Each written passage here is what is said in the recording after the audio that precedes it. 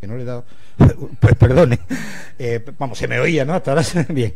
Pues como decía, voy a dar lectura a la introducción que hace la Biblioteca Nacional a este acto en el día de hoy. Empoderamiento es una palabra de acuñación reciente que define el proceso seguido para aumentar la fortaleza de individuos y comunidades en relación a situación de pobreza o marginación de todo tipo. Este proceso implica desarrollar una nueva confianza sobre sus propias capacidades y acciones. Y es un concepto que ha impactado profundamente en el feminismo contemporáneo, pues ha puesto en evidencia que el sistema patriarcal por el que nos hemos regido hasta ahora está vinculado a un conjunto de saberes y a unas verdades que deben redefinirse. Mujeres de todo el mundo han logrado una nueva e inédita conexión con las que han conducido una vida más participativa. El feminismo es colectivo o no es nada.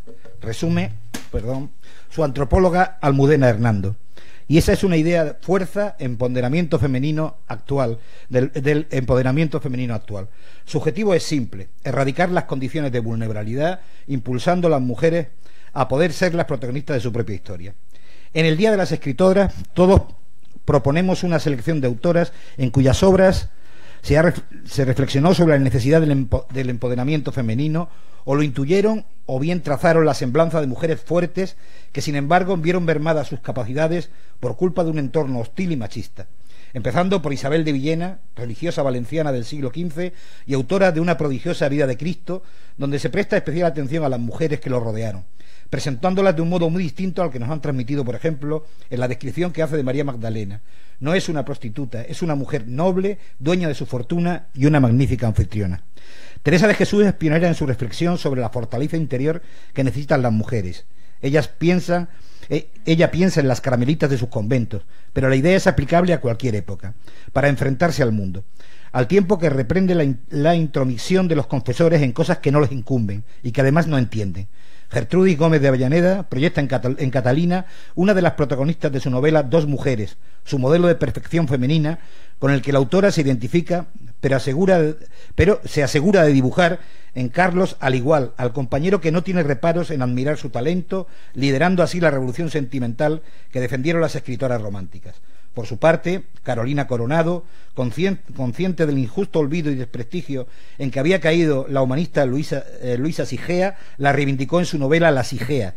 En la conversación que ésta mantiene con la princesa de Portugal, la anima a seguir su propia senda, entregarse al estudio y permanecer soltera, aunque eso no sería posible para ninguna de las dos mujeres. La condesa Emilio Pardo Bazán creó en 1882 el personaje de Amparo, la Tribuna, una joven decidida y valiente que capitanea a las cigarreras de La Coruña en la defensa de unos mínimos derechos en la fábrica donde trabaja, mientras tiene un hijo de un señorito que se desentiende del compromiso adquirido con ella al comienzo de su relación. Y el poder de las mujeres en la cocina, sobre el que volverá para revelarse la mexicana Rosario Castellanos en un cuento que habla de la incomunicación y la soledad, le sirven a Juana Manuela Gorriti para trazar con finísima ironía unas originales recetas que ella pidió a sus amigas, la mayoría escritoras, como la peruana Mercedes Cabello de Carbonera, que son pequeñas y sutiles historias sobre la diplomacia femenina.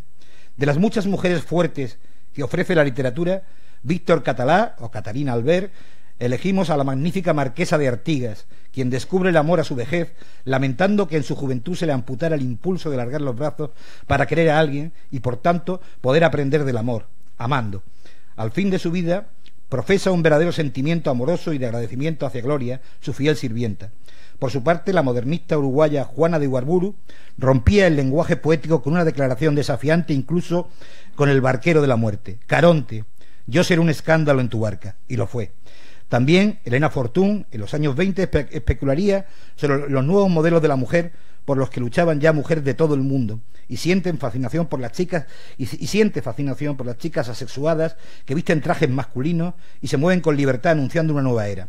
Por su parte, la escritora venezolana Teresa de Parra construye en su figura de mamá blanca una poderosa voz femenina para evocar tras una celosía la amorosa vida en la colonia. Por los mismos años, María Chávez daba una conferencia hasta ahora inédita en castellano, donde reflexionaba sobre la felicidad del hombre y donde éste podía y debía buscarla. La gran poeta Julia de Burgos fue una de las mujeres que forjó con su acción una manera diferente de ser mujer en la sociedad puertorriqueña. En el poema que rescatamos, Nada escribe filosóficamente sobre su perplejidad ante un tipo de sensibilidad masculina que busca el poder, pero no la vida, y no invita a brindar por la incertidumbre y lo invita a brindar por la incertidumbre del ser y de la vida. Del mismo año data la publicación de un bellísimo soneto de Alfonsina Storni que rivaliza en creatividad con el de Burgos. He aquí la poeta admitiendo el paso del tiempo, la pérdida de la belleza, de la juventud, del deseo, pero la vida no puede retirarle la máquina de azules que suelta sus poleas en la frente, no puede dejarla sin pensamiento. La novelista Dolores Medio desvela en su veraz historia de una maestra su vivencia del amor, de considerar a Máximo Sáenz un modelo de ser y saber. Asumirá con el tiempo su propia madurez, siendo dolorosamente libre y dueña de su destino. Merced Rodoreda crea el personaje de Teresa Goday, Valdura, una mujer fuerte, inteligente y sensual que pasa de joven pescadera en el mercado de la Boquería a ser el centro de gravedad de una gran casa burguesa, una casa que sin ella no sería nada. En su vejez, sin embargo, se pregunta por las sombras que han acompañado su éxito social. Elena Soriano, por su parte, reflexiona sobre la necesidad de conceder valor de verdad al discurso de las mujeres. Si este fuera dicho por los hombres, gozaría del crédito intelectual que en la España de los años 80 las escritoras todavía no tienen. La mexicana Elena Garro creía en la justicia poética de la palabra. Solo ella tal vez podía salvar a los desposeídos de la tierra, mujeres indígenas que no se tienen más que a sí mismas y el dolor de sus vidas. Y Carmen Martín Gaite buscaba en la descripción de los lugares físicos un modo de introducir a los lectores y lectoras en los paisajes del alma. Begoña Camaño, a su vez, recrea a la Penólope griega, la mujer que, amparada en la oscuridad de la noche, teje y desteje en su alcoba solitaria la tela que mantiene el orden de su ciudad. Por último, y en el año del centenario de su nacimiento, comprobamos cómo la voz poética de Gloria Fuertes no hace más que crecer y agigantarse, exigiendo en sus versos que se cambien las reglas del juego de la vida, que cambien los músicos, que cambie la letra. Bien, esta es la introducción, muchas gracias, y empezamos con el acto.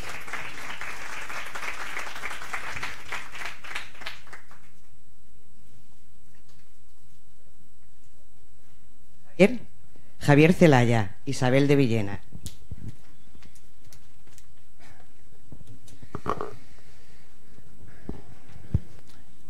Isabel de Villena, Vita Christi.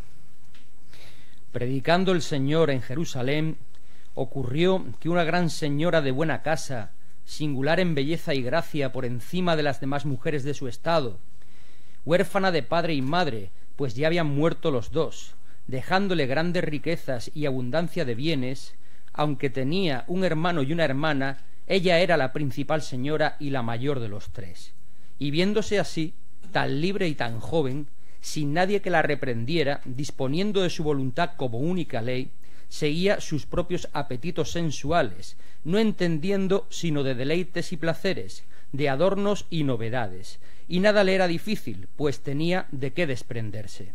Sin embargo, la abundancia de riquezas en personas jóvenes es una gran ocasión de pecar, según asegura Salomón. Y esta señora era amiga de las fiestas e inventora de vestidos.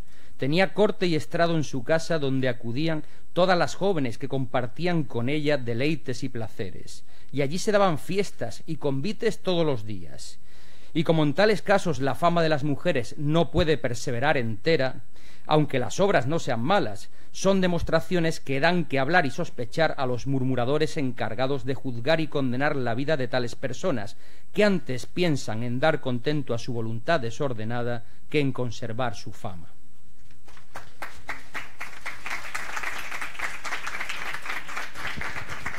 María Teresa Troya, Teresa de Jesús.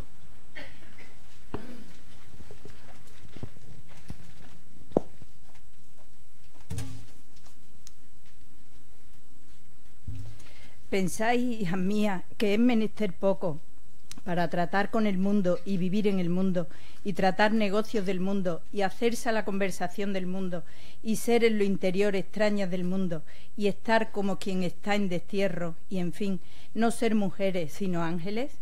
Si en lo interior no estáis fortalecidas en entender lo mucho que va en tenerlo todo debajo de los pies, por mucho que se quieran cubrir, se ha de dar señal. Así que no penséis en menester poco favor de Dios para esta gran batalla de la vida a donde nos meten, sino grandísimo. Ya, hijas, habéis visto la gran empresa que pretendemos ganar, ¿Qué tales habremos de ser para que en los ojos de Dios y del mundo no nos tengan por muy atrevidas? Está claro que hemos menester trabajar mucho y ayuda mucho tener altos pensamientos para que altas sean las obras. Ya sabéis que la primera piedra ha de ser buena conciencia y con toda vuestra fuerza seguir en lo más perfecto. Parecerá esto que cualquier confesor lo sabe, y es engaño. A mí me acaeció tratar con uno cosas de conciencia que había leído y me hizo harto daño en cosas que me decía que no tenían importancia. Y sé que no pretendía engañarme, ni tenía para qué, sino que no sabía más, y con otros 2 o 3 confesores me acaeció lo mismo. Este tener verdadera luz para guardar la ley de Dios con perfección es todo nuestro bien. Sin este cimiento fuerte, todo el edificio va en falso. Y si personas como las que he dicho no les dieran libertad para confesarse y tratar cosas de su alma, tómenlas, hermanas, sin confesión. Y atrévome a más, que aunque el confesor lo tenga todo, algunas veces hagan lo que digo. Porque puede ser que él se engañe y es bueno que no se engañen todas por él. Todo esto que digo corresponde a la prelada, y así le torno a pedir que, pues aquí no se pretende otro consuelo que el del alma, procuren esto su consolación, que hay diferentes caminos por donde lleva Dios y no por fuerza lo sabrá todos un confesor.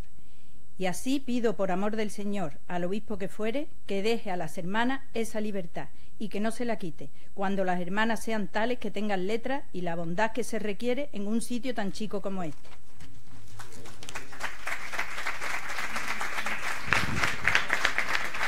Juan Luis Muñoz, Gertrudis Gómez de Avellaneda.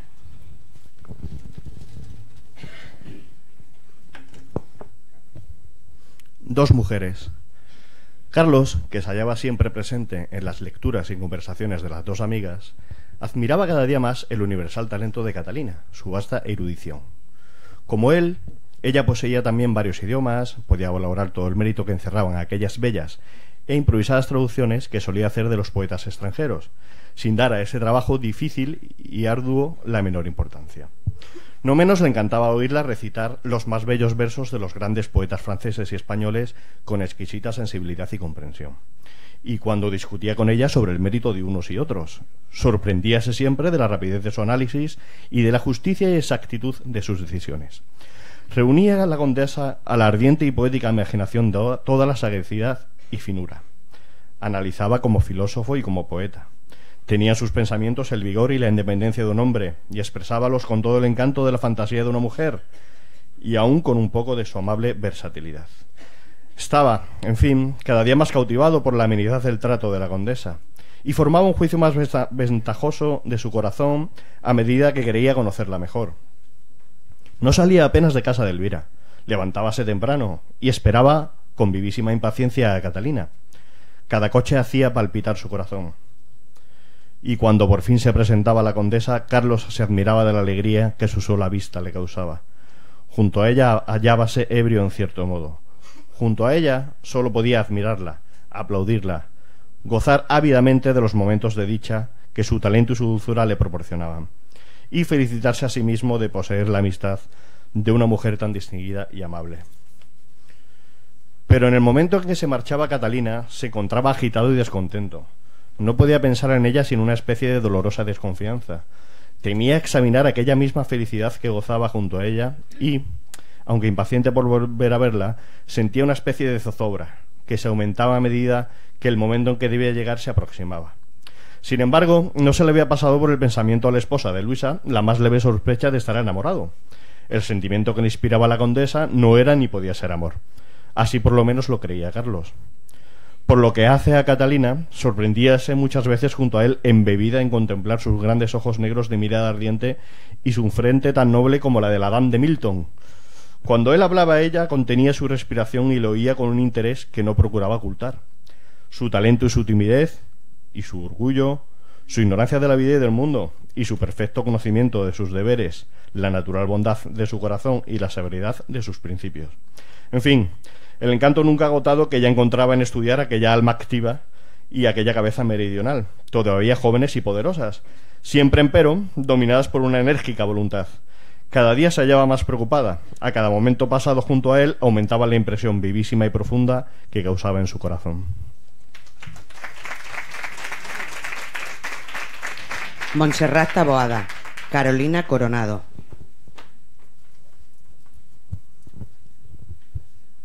La Sigea. Hay, princesa, una raza de mujeres fecundas de alma, cuya producción es un canto, una oración, una poesía, un perfume como el de las flores que no dan semilla. No pidamos a estas mujeres amor para un esposo, porque sólo darán un suspiro, una lágrima, huirán. No les pidamos posteridad de criaturas, sino posteridad de ideas. A esta raza, mi señora, pertenecéis vos. El temor que os ha espantado siempre al enlazaros a un hombre es el instinto de conservación de vuestra espiritualidad. Vos, doña María, debéis volver al cielo sin haber tocado la tierra, sino con la punta de vuestros pies. Dejad, señora, que los reyes se afanen por disponer vuestra suerte. Vos moriréis virgen, y cuando el vulgo de varones descreídos quiera disculpar sus desórdenes calumniando a nuestro sexo, mentís, dirá la historia. Si habéis olvidado a las mujeres del pueblo antiguo, bien podéis recordar a las del nuestro. Aquella es la tumba de una princesa sabia. Allí yace doña María. Cesó de hablar la Sigea y aún conservaba la mano levantada en actitud de señalar a una tumba. Doña María estaba conmovida y absorta. «Gracias», exclamó, «gracias, amiga mía, me vuelves el valor y el entusiasmo con tus palabras. Oh, plugiese al cielo que allí, en el sitio donde tú señalas, se abriese para mí una tumba esta misma noche». «Debilidad, señora», replicó la Sigea con energía, «debilidad de mujer, indigna de la heroína a quien alabo, es la que os conduce a desear que se abra presto esa tumba. ¡Qué maravilla fuera subir al cielo con la bendita palma a los 20 años, doña María! ¿Creéis que ya están sufridos todos los combates, todos los infortunios, todas las injusticias de los hombres? ¿Creéis que a los 20 años estáis acrisolada solo porque os han desposado con media docena de príncipes, a quienes no habéis conocido siquiera? ¿Porque habéis presidido una academia de doctores? No, no. Os faltan, señora, las pasiones y las calumnias. Es preciso que améis a un hombre y que este hombre por alguna razón no pueda ser vuestro.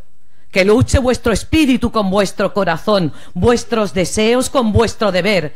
Que perdáis en la lucha vuestra salud y vuestra belleza.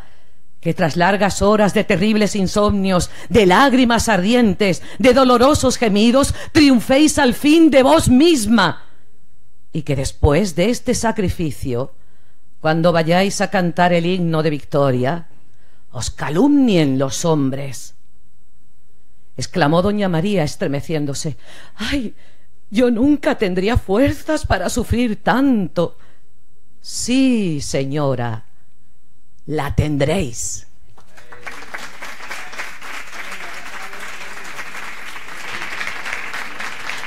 Javier Sacona.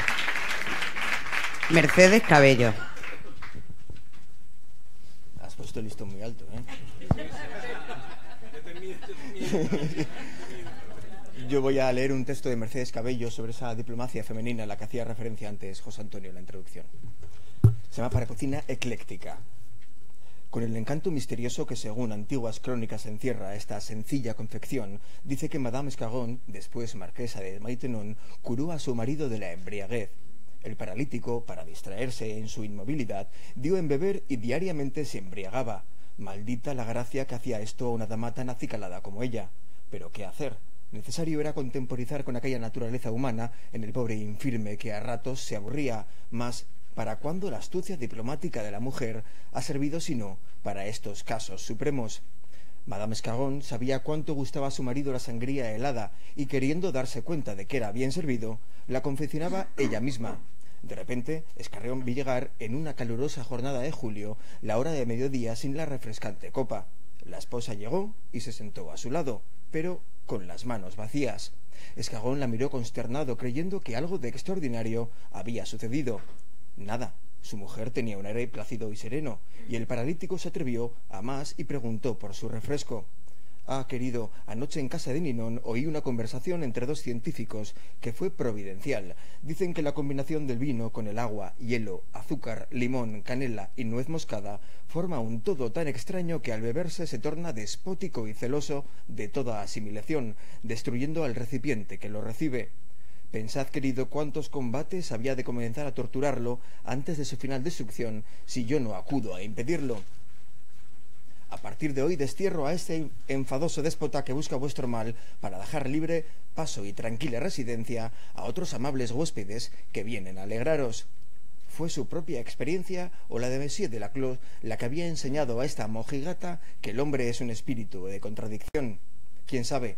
Lo cierto es que, excepto los 2 vasos de vino del Rin que bebía con las comidas, la sangría helada dejó de reinar en los dominios de Escagón.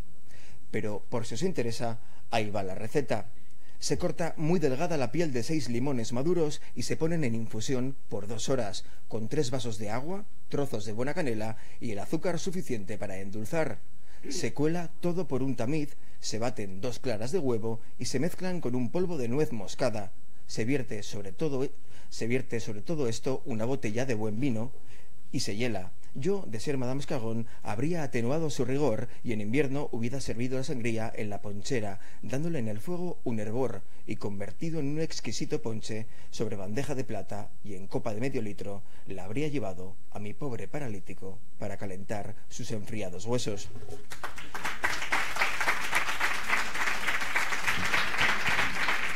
Paloma Zarzuelo, Emilia Pardo Bazán.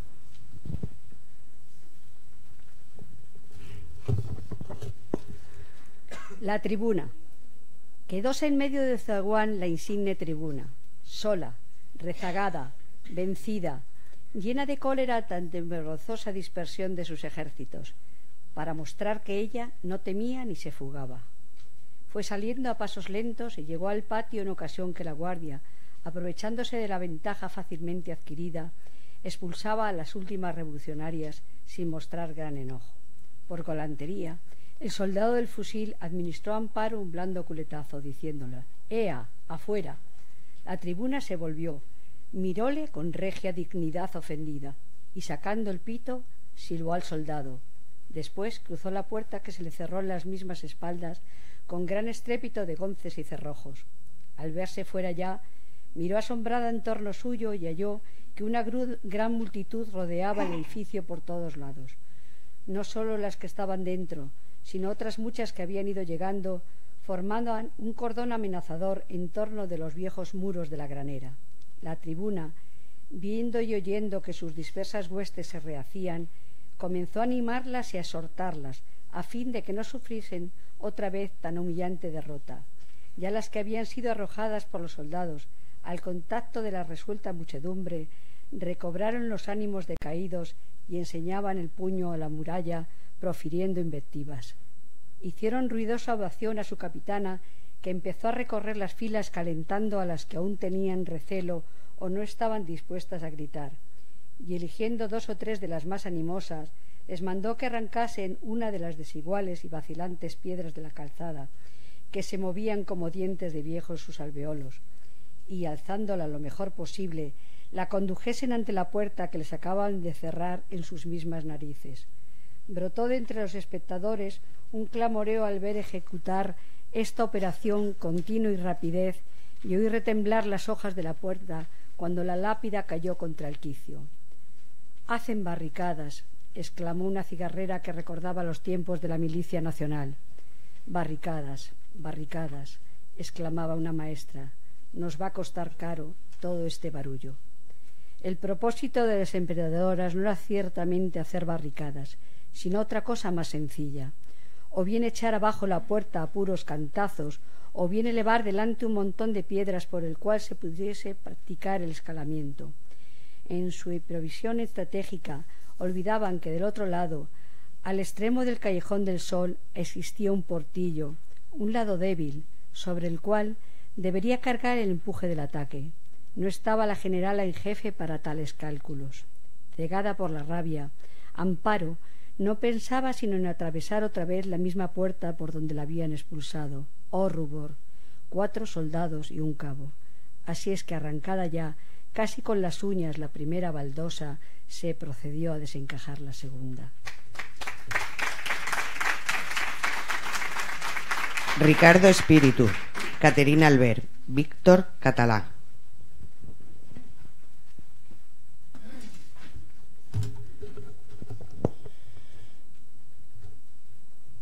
Carnestoltes. Como se ha dicho más arriba, la marquesa descansaba en su lugar de costumbre tras los cristales del balcón y mirando discretamente hacia afuera. Por su cerebro conmovido desfilaban vagos recuerdos de otro tiempo, nubosidades ruborizadas por los rayos lejanos del sol poniente de su juventud, y su corazón, liberto por fin de las antiguas prevenciones que lo amurallaban, sentía emociones vívidas, ráfagas de plenitud que le hacían ver el mundo enteramente distinto a como lo vio hasta entonces.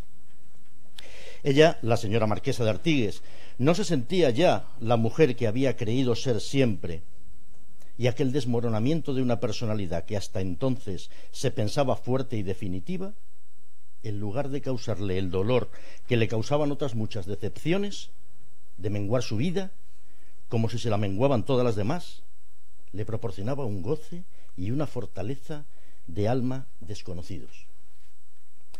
Lo que no se había podido confesar nunca a sí misma, se lo confesaba ahora sin falsas ni ridículas vergüenzas. La gran maravilla que se le había negado en su juventud austera, se la concedía generosamente la vejez. Amaba. Amaba ampliamente, intensamente. ¿A quién? ¿Qué le importaba a quién? A una criatura humana, a otro ser como ella. No era el objeto de su amor lo más incisivo e interesante de aquel milagro, sino el amor mismo, aquel inmenso afecto cálido y sereno, aquel afecto vivo que la ligaba a algo vivo y la sacaba del vacío sombrío, del triste aislamiento en que hasta entonces había vivido. Porque lo que ata y conforta no es aquello que de los otros viene a nosotros, sino lo de que nosotros va generosamente a los otros, lo que damos, no lo que nos dan. Claro que la marquesa de Artigues no pensaba así tan concretamente, pero lo sentía con una fuerza imperiosa de una gran realidad, y de buen grado se abandonaba a aquel sentimiento sin detenerse a meditar ni a analizarlo. Contentábase con sentirse mecida en él por una semiconciencia aventurosa. José Antonio Alarcón, Elena Fortún. Bien, me toca a mí leer este texto de Elena Fortún, que es un texto extraño en su producción literaria. Ella, como sabéis, era pues, básicamente una escritora de libros infantiles. Este es un libro muy recientemente publicado, se ha publicado en 2017, es una autobiografía, bueno, a través de un personaje que llama María Arroyo, pero sabemos que es una autobiografía de la propia autora, y ha sido un texto inédito, escribió en Argentina, en el exilio, y bueno, pues nos confiesa de alguna manera, o empieza a atiguarse su homosexualidad, ¿no? Bueno, pues lo leemos sin más. Oculto sendero. De pronto dejé de ver todo lo que me rodeaba para mirar la escalera de mármol por donde descendían dos muchachas. Dios mío, qué muchachas. Una era morena, llevaba el pelo cortado como un hombre, pero sus ojos eran grandes y aterciopelados, y los labios muy rojos. Su traje era de lo más original: chaqueta gris con solapas, como las de cualquier hombre, camisa de seda, corbata y falda corta y ajustada, algo insólito en los primeros años de este siglo. La otra joven era rubia y su vestido de terciopelo azul era precioso. Cruzaron el comedor saludando 2 o 3 veces a las gentes que comían y vinieron a sentarse en la mesa que estaba frente a mí. En aquella mesa nos habíamos querido sentar y el camarero nos dijo que estaba reservada. Era la de ellas. Tenían 2 cubiertos y una botella de agua mineral. Un perfume delicado nos envolvió. Yo lo aspiré emocionada, sintiéndome como una nube. Desdoblaron las servilletas y pasaron sus miradas distraídas sobre nosotros. Luego miraron a otro lado y después se miraron entre ellas y sonrieron, hablando tan bajo que el timbre de su voz no llegaba a mí. Por debajo de la mesa veía sus pies, y los de la rubia calzados con primorosos zapatos de tacón alto. ¡Qué maravilla! Los de la morena eran planos, pequeños, fuertes como los de un hombre. Oh, pero no como los de mi padre o mis hermanos. Las piernas de la morena quedaban cubiertas por unas medias de seda gris. Mira, papá, mira con disimulo detrás de ti. Un chico con los labios pintados. ¿Tú ves eso? Papá miró y también mi madre. ¿Qué cosas?, dijo mamá. Yo sentía una ofensa personal en aquellas miradas de mi familia, y sobre todo en las palabras que usaban. Las dos jóvenes eran algo mío. Yo las había visto primero. Sabía que eran dos señoritas. Las admiraba, las adoraba, desde su perfume hasta las puntas divinas de sus dedos. Acabaron de comer mucho más pronto que nosotros, y la morena sacó una pitillera del bolsillo de la chaqueta y ofreció a la otra y encendió una cerilla. Fumaban, hablaban y bebían el café a sorbos. Todo en ellas era delicioso, encantador, distinto, como si fueran de otro mundo. Seguro que sus blancas manos jamás habrían cogido una escoba como la que ponían en mis manos Casiana, la brutísima criada que amamantó a mi hermano Juan para que barriera mi cuarto. No, sus blancas manos solo se ocuparían en sostener un libro o el cigarrillo. Papá y mamá hablaron bajo, las miraban disimuladamente, y cuando el camarero vino con los postres, papá le hizo un gesto de acercarse. ¿Quiénes son esos? Parece mentira que en un sitio como este consientan ustedes. Es gente distinguida, señor, y de mucho dinero. Sí, pero ese chico que lleva los labios pintados y medias de mujer es una mujer, señor. Creo que es escritora y es americana. La otra es su secretaria. Por Dios, qué indecencia, dijo mi madre. Ellas se levantaron enseguida, cruzaron el comedor sonrientes, volvieron a saludar y se detuvieron un momento en la mesa de la señora de pelo blanco y los dos muchachos, que se levantaron para hablar con ellas. Rieron los cuatro, comentando algo, y luego se separaron estrechándose las manos. Subieron por la escalera de mármol que debía acabar en ese mundo maravilloso que yo no podía ver y que tal vez no vería nunca. Rocío Valrivera, Teresa de la Parra.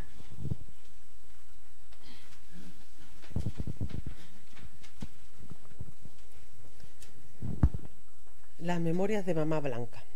Mamá Blanca, quien me legó al morir suaves recuerdos y unos 500 pliegos de papel de hilo surcados por su fina y temblorosa letra inglesa, no tenía el menor parentesco conmigo. Escritos hacia el final de su vida, aquellos pliegos que conservo con ternura tienen la santa sencillez monótona que preside las horas en la existencia doméstica, y al igual de un libro rústico y voluminoso, se hallaban unidos por el lomo con un estrecho cordón de seda, cuyo color, tanto el tiempo como el roce de mis manos sobre las huellas de las manos ausentes, han desteñido ya. A falta de todo parentesco, uníame estrechamente a Mamá Blanca misteriosas afinidades espirituales, aquellas que en el comercio de las almas tejen la trama más o menos duradera de la simpatía, la amistad o el amor, que son los distintos grados dentro del mismo placer supremo de comprenderse. Su nombre, Mamá Blanca, era en el fervor de mis labios extraños la expresión que mejor convenía a su vejez generosa y sonriente. Se lo habían dado al romper a hablar el mayor de sus nietos. Como los niños y el pueblo, por su ignorancia o desdén de las abstracciones, poseen la ciencia de acordar las cosas con la vida, saben animar del sentido las palabras y son los únicos capaces de reformar el idioma, el nombre que describía a un tiempo la blancura del cabello y la indulgencia del alma fue cundiendo en derredor con tal naturalidad que Mamá Blanca acabaron diciendo personas de toda edad, sexo y condición, pues que no era nada extraño el que al llegar a la puerta una pobre con su cesta de mendrugos o un vendedor ambulante con su caja de quincalla, luego de llamar toc toc y de anunciar asomando al patio la cabeza «gente de paz», preguntasen familiarmente a la vieja sirvienta que llegaba a atender si se podía hablar un momento con la señora Mamá Blanca. Aquella puerta, que casi siempre entornada parecía sonreír a la calle, desde el fondo del zaguán, fue un constante reflejo de su trato hospitalario, una muestra natural de su amor a los humildes, un amable vestigio de la edad fraternal sin timbres ni llave inglesa, y fue también la causa o circunstancia en donde arrancó nuestro mutuo gran afecto. Conocí a Mamá Blanca mucho tiempo antes de su muerte, cuando ella no tenía aún 70 años ni yo 12. Trabamos amistad, como ocurre en los cuentos, preguntándonos los nombres desde lejos, amortiguadas las voces por el rumor del agua que cantaba y se reía al caer sobre el follaje. Iba yo jugueteando por el barrio y de pronto, como se me viniese la idea curiosear en una casa silenciosa y vieja, penetré en el zaguán. Empujé la puerta tosca de aldabón y barrotes de madera, pasé la cabeza por entre las dos hojas y me di a contemplar los cuadros, las mecedoras, los objetos y en el centro del patio un corro de macetas, con helechos y novios, que subidos al brocal de la pila se estremecían de contento, azotados por la lluvia de un humilde surtidor de hierro. Julio, Basurco, Juana y Barburu. Caronte, yo seré un escándalo en tu barca, mientras las otras sombras recen, giman o lloren, y bajo tus miradas de siniestro patriarca, las tímidas y tristes en bajo acento oren. Yo iré como una alondra cantando por el río, y llevaré a tu barca mi perfume salvaje, e irradiaré en las ondas del arroyo sombrío como una azul linterna que alumbrará en el viaje. Por más que tú no quieras, por más guiños siniestros que me hagan tus dos ojos en el terror maestro, Caronte, yo en tu barca seré como un escándalo, y extenuada de sombra, de valor y de frío, cuando quieras dejarme a la orilla del río, me bajarán tus brazos cual conquista de vándalo. María Miaja, Alfonsina Storni.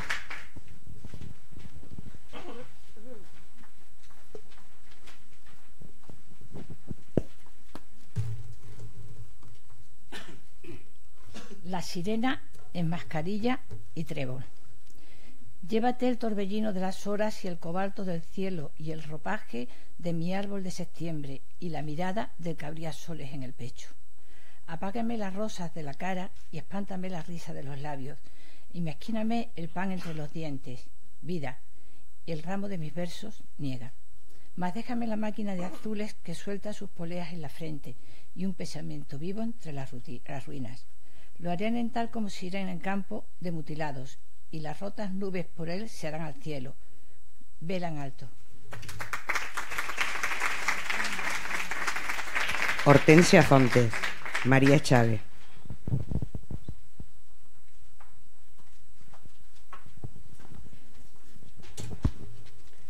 ¿Dónde tiene el hombre la fuente de su felicidad? Texto de una conferencia de la autora que dio en Donostia, invitada por la revista vasca Euskal Esnasleak, el día 27 de abril del año 1929. Que las mujeres somos débiles, ¿cuántas veces lo escuchamos? Sí, y que los hombres están llenos de fuerza y conocimiento. Y esos hombres fuertes y sabios, ¿dónde fueron creados? ¿No se acuerdan que ellos también tienen o tuvieron una madre? Y el que es o será padre, ¿acaso nos recuerda que su criatura necesita tener una madre? Es asombroso cómo se ocupan algunos de la maternidad, y verdaderamente triste el disgusto de algunos padres si deseando un hijo les nace una hija. Las tareas de la mujer carecen de valor, de la mañana a la noche trabajando sin parar. Para nosotras no hay jornada de 8 horas y aún así no hacemos nada. Nuestro trabajo no es nada. No se nos va la mañana por una cosa u otra, la compra, el desayuno, la comida. Se nos va la tarde arreglando sus camisas, sus viejos pantalones o remendando sus calcetines. Luego, para cuando los hombres llegan a casa, rápido, la cena, cuidado, si no. He aquí nuestros trabajos de cada día. Los calcetines ayer remendados, hoy dejan ver los dedos. La comida y la cena la llevan en la tripa llena. Ayer como hoy como mañana. Así, los días del año suelen ser para nosotras. Si los hombres hacen una casa, se pasan un año. Y allí en pie está la casa. Tan solo trabajan 8 horas, pero creen que esas son las que cuentan. ¿De dónde vienen todos estos infortunios entre hombres y mujeres? De que no se tiene en cuenta a la madre en la medida que sería necesario. La madre, he aquí la fuente de la felicidad de los hombres. Claudio Alarcón, Merced Redondera.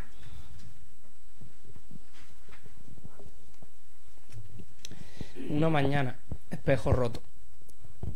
Sentada en la butaca, de color rojo y oro, miró hacia afuera. Inmóvil, escuchaba algo que en el jardín estaba a punto de decirle en un momento como aquel, que quizás había estado a punto de decirle desde siempre, desde el primer día. Un secreto custodiado por la brisa que nacía de algún tronco resquebrajado y venciendo flores y hojas de castaño. Se iba acercando tenaz a su miseria. Levantó la mirada. Armanda estaba a su lado, con la bandeja del desayuno. Mientras usted dormía, ha venido Masdeu, con una corbata roja y un brazal negro. Ha venido a decir que su padre había muerto. La señora Teresa cogió un pedazo de pan, lo untó con mantequilla, murmuró unas palabras que Armanda no entendió y antes de meterse el pedazo de pan en la boca, suspiró. Armanda la miraba comer, con las manos en los bolsillos del delantal. Me han contado que había declarado la República, que se había puesto la corbata roja para celebrarlo, aunque estuviese muy triste. La señora Teresa se metió otro pedazo de pan en la boca, bebió un par de sorbos de chocolate y se secó los labios. Dejó la servilleta en la bandeja y con una mirada profunda dijo: «Estar como estoy yo, aunque no me queje nunca, es más triste de lo que parece». Se quedó muy quieta. «Supongo que usted sabe que de joven yo vendía pescado y que me enamoré de un hombre sin saber que estaba casado. A las chicas jóvenes le ponen todas clases de trampas». De pronto dijo a Armanda que podía llevarse la bandeja. El jardín tenía un color verde brillante. Cada hoja formaba parte del gran ejército que las lluvias de otoño harían morir. Se miró las uñas, abombadas. Las sacarían de aquella casa en un ataúd de la mejor manera. Se pudriera dentro como las hojas. Le dieron ganas de llorar. Armanda, con la bandeja en las manos, seguía allí, y con una voz ahogada, casi de niña, preguntó: «Dígame la verdad, Armanda, usted que me conoce desde hace años, ¿soy mala?»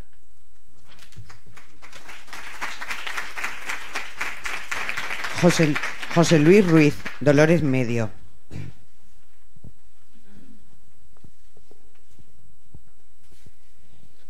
Diario de una maestra. Cuando Irene Gal se encuentra ante un grupo de 56 muchachos y muchachas de todas las edades que la miran con curiosidad, siente deseos de llorar.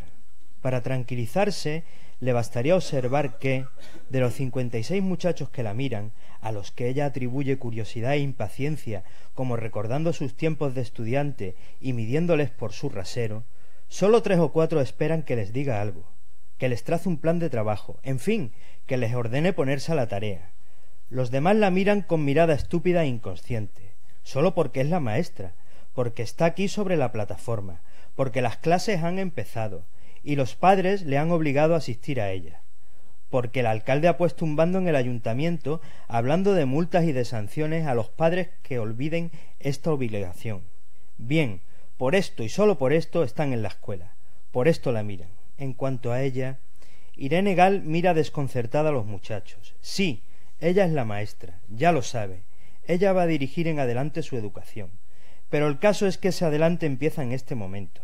El momento ha llegado e Irene Gal no sabe cómo empezar. Muchas veces, en la época de sus estudios y más tarde, cuando se preparaba para ejercer su profesión, había pensado en ese momento, en el gran momento esperado con ilusión.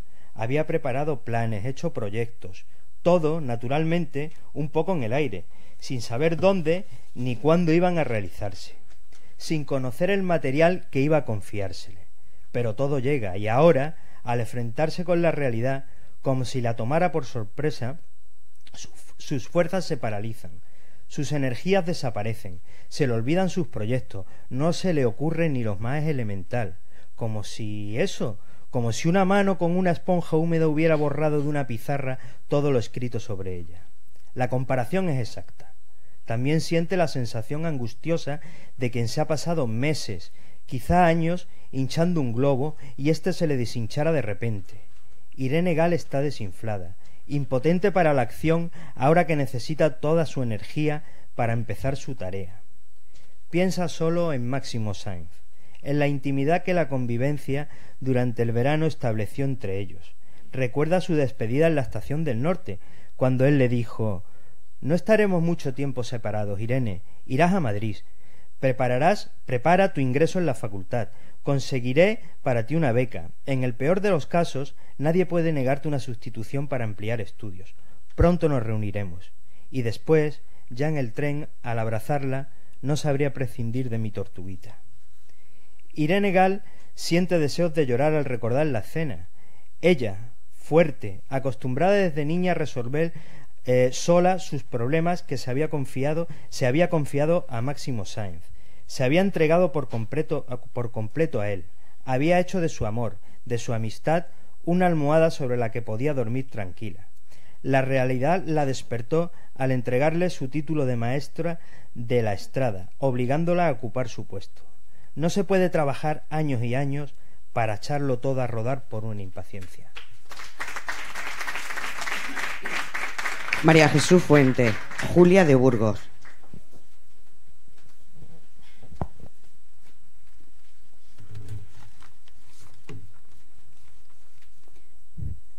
Buenas tardes. Como la vida es nada en tu filosofía, brindemos por el cierto no ser de nuestros cuerpos. Brindemos por la nada de tus sensuales labios, que son ceros sensuales en tus azules besos. Como todo azul, quimérica mentira de los blandos océanos y de los blancos cielos. Brindemos por la nada del material reclamo que se hunde y se levanta en tu carnal deseo, como todo lo carne, relámpago, chispazo en la verdad mentira sin fin del universo. Brindemos por la nada, bien nada de tu alma, que corre su mentira en un potro sin freno, como todo lo nada, buen nada, ni siquiera se asoma de repente en un breve destello. Brindemos por nosotros, por ellos, por ninguno, por esta siempre nada de nuestros nunca cuerpos, por todos, por los menos, por tantos y tan nada, por esas sombras huecas de vivos que son muertos. Si del no ser venimos y hacia el no ser marchamos, nada entre nada y nada, cero entre cero y cero, y si entre nada y nada no puede existir nada, brindemos por el bello no ser de nuestros cuerpos. Ana Mendoza, Elena Soriano.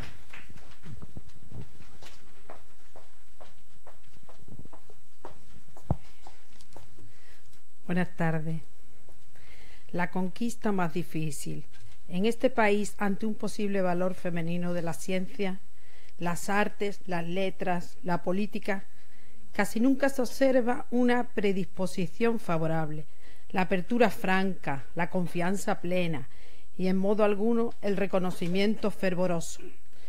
Cuando todo ello se considera tan normal ante valores masculinos más o menos legítimos y demostrables. Indudablemente, hay una resistencia psicológica de la mentalidad colectiva a toda autoridad femenina, por un atavismo de viejísimas raíces que condiciona los juicios estimativos sobre la personalidad de toda mujer que destaca, provocando una desdicha lamentación si fuera un hombre. En efecto, si muchas mujeres fueran hombres, serían incorporadas de otro modo a la historia por los hombres que la escriben. En suma, las mujeres no hemos conquistado todavía el crédito intelectual, pero si hubiéramos tenido el apoyo sincero y efectivo que ha merecido la vocación cuando es masculina, no seríamos las extranjeras que todavía somos al conocimiento. De algún modo, llegará el día en que la mente del hombre se abra al pensamiento de las mujeres, y entonces la patria será más amplia. Amelia Sánchez, Gloria Fuerte. En el tute de esta vida yo ya canté los 40 y hasta canté los 60, que me canten los cantantes por su cuenta. En el juego de la vida yo me aposté ser poeta, que me canten los cantantes por su cuenta. En el juego del amor yo perdí hasta la chaqueta, que me canten los cantantes por su cuenta. Yo estoy con el pueblo llano, que su sudor pone en venta, que le canten los cantantes por su cuenta.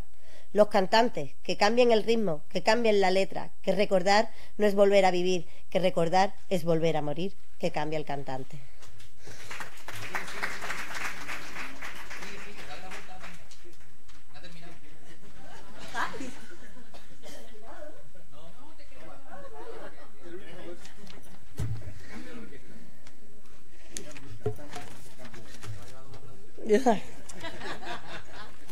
Bueno, que cambie la orquesta, que canten al beso, que canten la risa, que cambien la letra.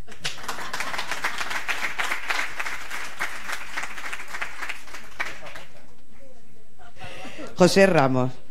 Elena Garro. Buenas tardes. El anillo.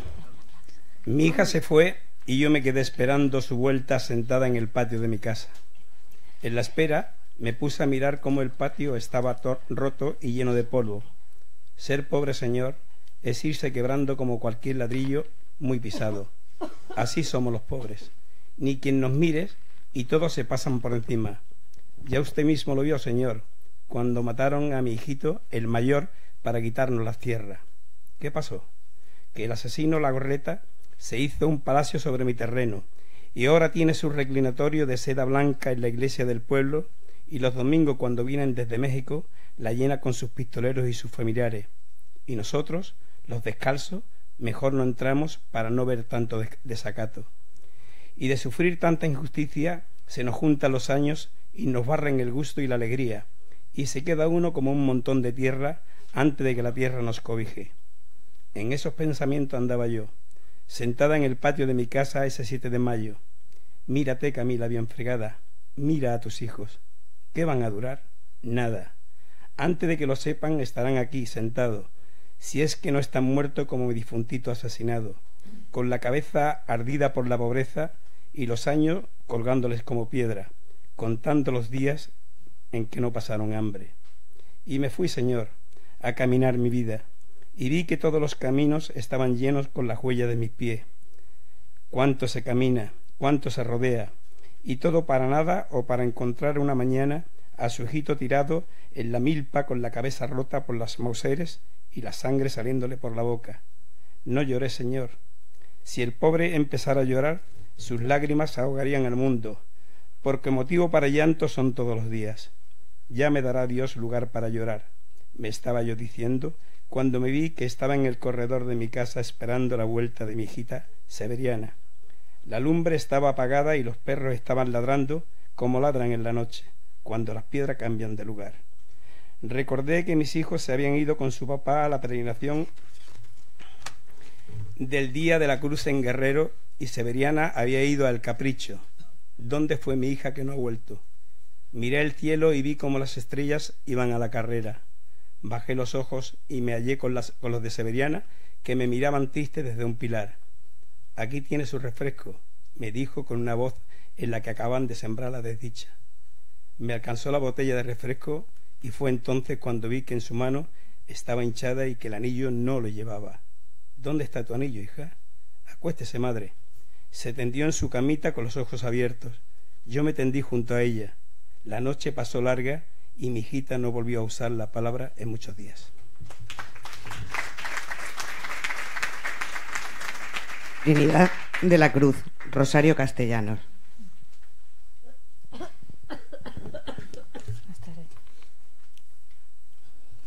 Soy yo, pero ¿quién soy yo? Tu esposa, claro. Y ese título basta para distinguirme de los recuerdos del pasado, de los proyectos para el porvenir. Llevo una marca de propiedad y no obstante me miras con desconfianza. No estoy tejiendo una red para prenderte. No soy una mantis religiosa. Te agradezco que creas en semejante hipótesis, pero es falsa. ¿Es la alondra? ¿Es el ruiseñor? No. Nuestro horario no va a regirse por tan aladas criaturas como las que avisaban el advenimiento de la aurora a Romeo y Julieta, sino por un estentório e inequívoco despertador. Y tú no bajarás al día por la escalera de mis trenzas, sino por los pasos de una querella minuciosa. Se te ha desprendido un botón del saco, el pan está quemado, el café frío.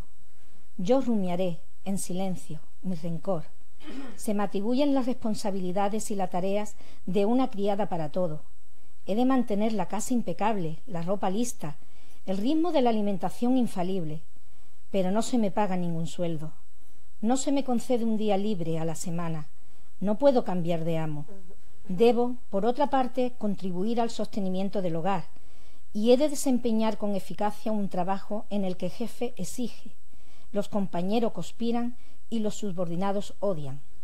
En mis ratos de ocio me transformo en una dama de sociedad que ofrece comida y cenas a los amigos de su marido, que asiste a reuniones, que se abona a la ópera, que controla su peso, que renueva su guardarropa, que cuida la rozanía de su cutis, que se conserva atractiva, que está al tanto de los chismes que se desvela y que cada madrugada que corre el riesgo mensual de la maternidad, que cree en las juntas nocturnas de ejecutivos, en los viajes de negocio y en la llegada de clientes imprevistos, que sufre alucinaciones olfativas cuando percibe la emanación de perfumes franceses en la camisa, en los pañuelos de su marido.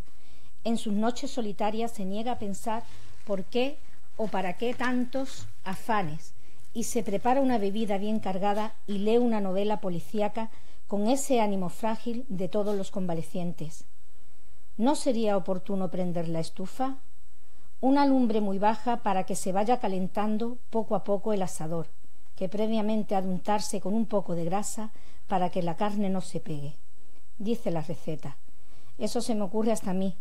No había necesidad de gastar esas recomendaciones las páginas de un libro. Y yo soy muy torpe. Ahora se llama torpeza. Antes se llamaba inocencia y a ti te encantaba. Pero a mí no me ha encantado nunca. De soltera leía cosas a escondidas, sudando de emoción y de vergüenza. Nunca me enteré de nada. Me latían las sienes, se me nublaban los ojos, se me contraían los músculos en un espasmo de náuseas. David Palma. Carmen Martín Gaite. Buenas tardes. Carmen Martín Gaite, la reina de las nieves. Casi todas las tardes, a la caída del sol, la señora de la Quinta Blanca salía a dar un paseo hasta el faro. Nunca la acompañaba nadie. Caminaba erguida, con paso lento y armonioso, como abstraída en sus cavilaciones, y solamente al cruzar por la pequeña aldea que queda a mitad de camino entre la Quinta y el faro, apartaba de vez en cuando los ojos de aquel punto remoto de las nubes donde parecían tener su norte, para dirigirlos brevemente hacia alguna de las personas que clavaban en ella la mirada y para responder a su saludo con una sonrisa fugaz y distante. Aquellas apariciones, aun sin llegar a perder nunca cierto cariz ritual y extraordinario, también vinieron a inscribirse poco a poco en el ámbito de esos fenómenos meteorológicos o ceremonias que van pautando el fluir de la vida en cualquier comunidad rural, desde el alba al ocaso, y suministran el hilo con que se van tejiendo las pláticas cotidianas. Así, cuando no pasaba la señora, los vecinos de la aldea se quedaban un poco en blanco. Su ausencia siempre la detectaba alguien y proyectaba como una sombra inquietante sobre el final de las tareas agrícolas, las cenas frugales, el regreso de las bestias al establo y la animación de la taberna emplazada junto al primer repecho de la cuesta que llevaba al faro abandonado.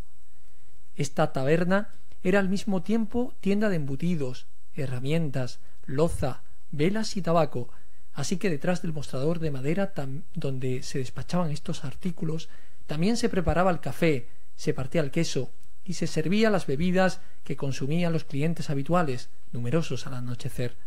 Algunos preferían quedarse de pie bebiendo junto al mostrador, a ratos silenciosos y a ratos conversando entre sí, con la tabernera o con las mujeres que entraban a comprar o bien a buscar al marido para que volviera a casa. Muchas gracias. Fátima Ahmed. Begoña Caamaño.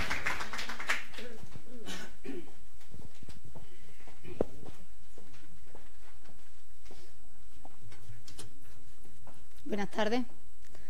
Circe o el placer del azul. Se afanaba en deshacer uno de los nudos trenzados en el telar durante la última jornada. Tenía prisa.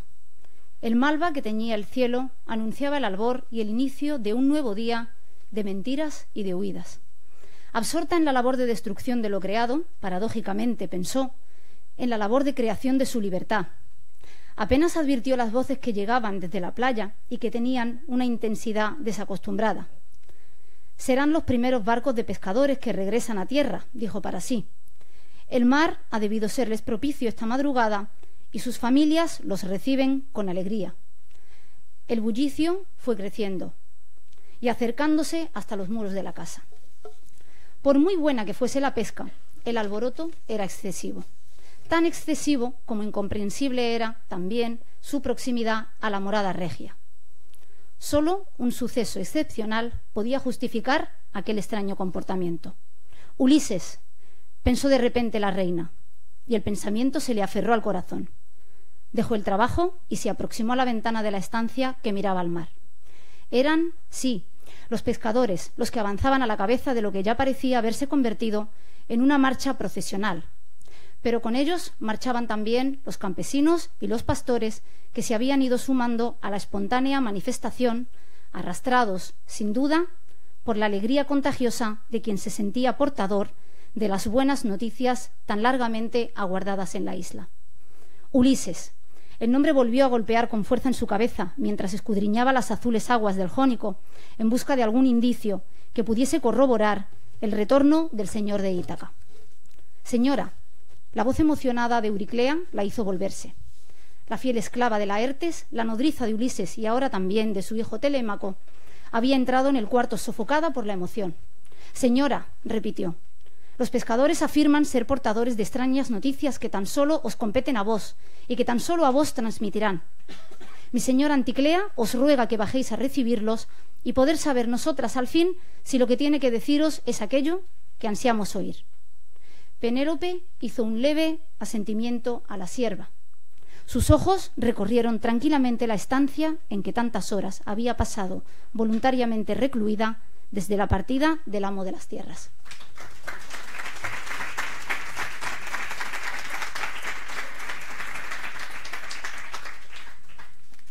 Bueno, pues hemos llegado al final de la lectura. Sí, bueno, no os vayáis, que vamos a hacer una foto con todos los lectores antes que os marchéis. Deciros, en primer lugar, daros las gracias, el agradecimiento a la biblioteca por haber tenido la bondad de acompañarnos y de leer los textos en este Día de las Escritoras. Deciros que, bueno, que esta semana la biblioteca sigue con su actividad.